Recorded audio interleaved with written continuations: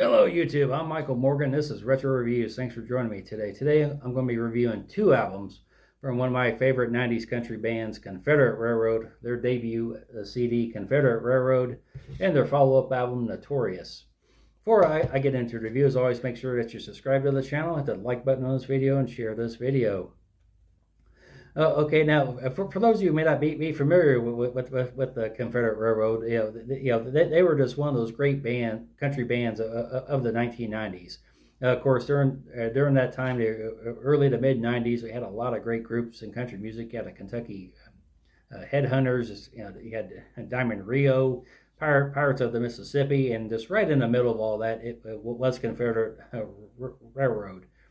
And to describe Confederate Railroad's musical style, it is just the perfect fusion of Southern rock and outlaw country.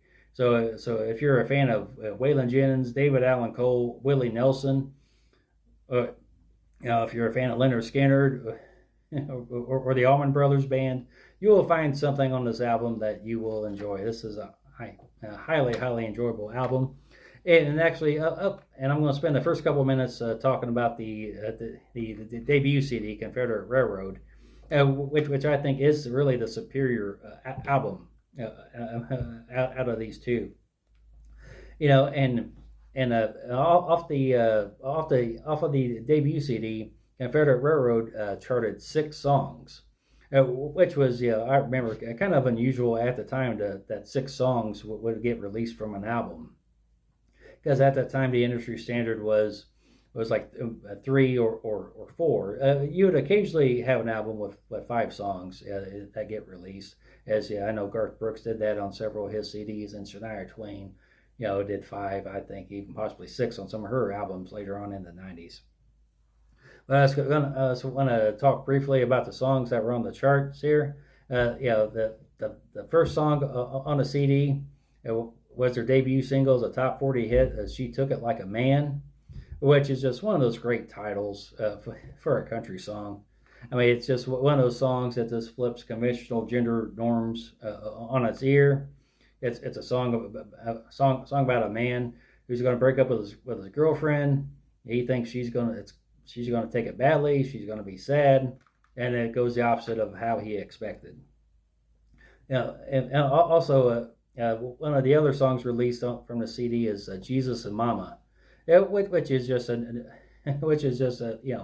great country title. And it's just about a man who's looking over his life, and he realizes that the two constants that he had in his life were his mom and Jesus to help guide him through the difficult times. And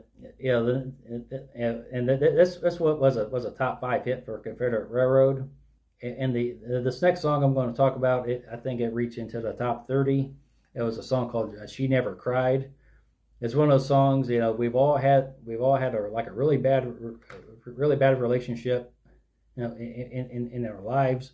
We all have if we're honest, we all probably have a crazy ex story to tell. And "She Never Cried" is one of those songs, and that really it exemplifies that. And the fourth song that was released from the album was called "When You Leave That Way." When you leave that way, you can never go back, which is just one of those classic country prison songs. It's just about a man who's just made mistake after mistake in his life. And then he just looks back on his life with regret. He knows that he can't change anything that's happened, and he's got to deal with the consequences of his actions. Okay, the fifth song on the album was actually the highest charting song of Confederate Railroad's career. Was "The Queen of Memphis." That song went all the way to number 2.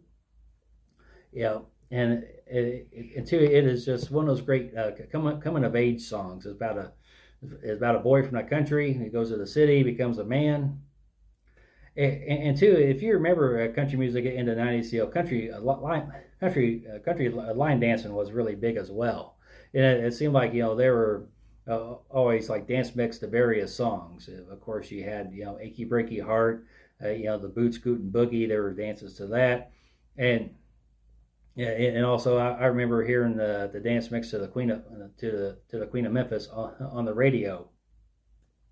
Okay, and the sixth song to be released from this album was called "Trashy Women," which was a top 10 hit, and which yeah, it is just one of those.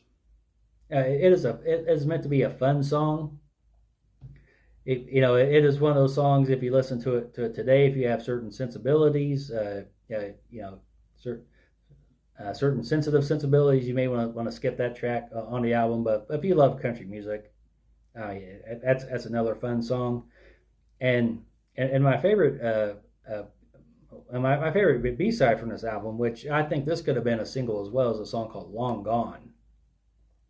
It just has a great southern rock feel to it.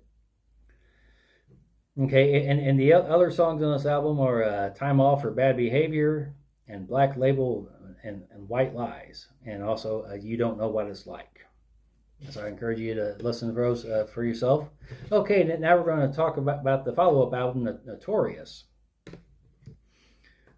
Okay, this album here, Confederate Railroad leaned more into the southern rock side of their sound. The debut track from this album was a song called "Daddy Never Was the Cadillac Kind," which actually turned out to be the last top 10 hit Confederate Railroad would have. But this is just this is a great bookend song to Jesus and Mama, because this song shows the importance of having a father in your life. Of course, it just goes through the trials and tribulations that fathers and sons have. As you're trying, fathers trying to give you guidance, and you're trying to make your own way in the world. But it is just a great song. Okay, and the second song released from this album was a song called "Summer in Dixie," which is just one of those great songs about about a relationship that's become a long distance relationship, as his girl is in New York, and he is in the South in the summertime.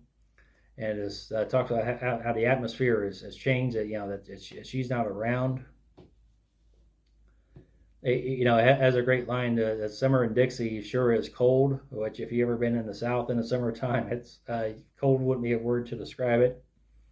Okay, and the third song that was released from this album, which they only released 3 songs from this album, not 6, is a song Elvis and Andy, which is just one of those great North meets South songs. It's a song about a guy from the South who meets a girl from the North. He brings her home to meet his family.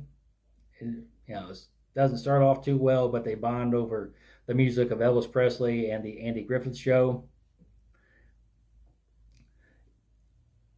And two, there are also several B tracks on this album that I found enjoyable as well. It's like the song "Redneck Romeo," which I think it was a shame this didn't get released as a single, because I think would have served as a great compliment to "Trashy Women." It would have balanced that out a little bit.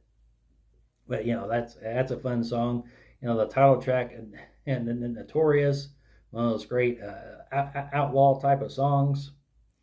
Also, you have a song a song called "Move Over Madonna." Which is great. It's a great listen as well. Okay, of the 2 albums, I would say that the Confederate Railroad CD is probably my favorite. I mean, just because that's when I just remember I would play this cassette quite a bit when I was growing up.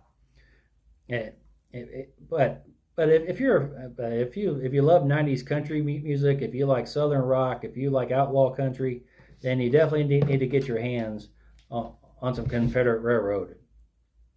Okay, and I thank you for watching today. Be blessed.